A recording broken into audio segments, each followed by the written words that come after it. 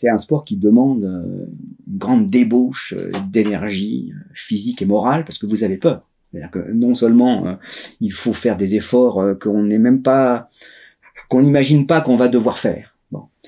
Mais en plus vous avez peur. Il y a aussi une sorte de contrôle de soi, d'apprentissage du sang-froid.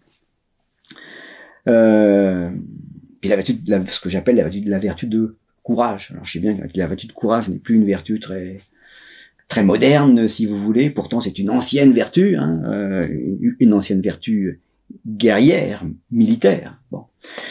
Mais bon, c'est un sport qui vous éprouve à tous ces titres-là.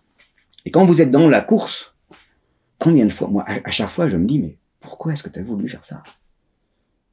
Pourquoi as-tu voulu monter, souffrir, avoir peur? À quoi ça sert d'être en danger comme cela? Et même si le danger n'est pas absolument réel ou objectif, pourquoi vouloir une expérience aussi forte et qui fait mal à la fois physiquement et psychologiquement? Puis bon, vous montez au sommet, vous avez quand même un sentiment de victoire. Et puis, si vous voulez, vous êtes dans un milieu vierge, sauvage, qui est fondamentalement beau.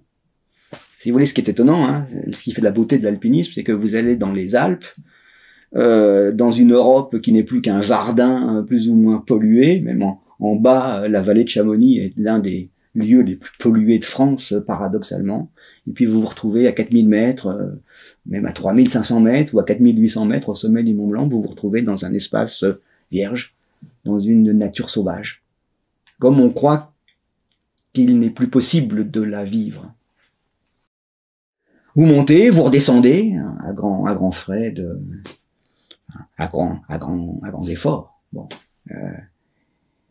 Et puis quand vous êtes en bas, se reproduit toujours le même miracle, vous avez qu'une seule envie, alors vous en avez bavé, c'est de remonter.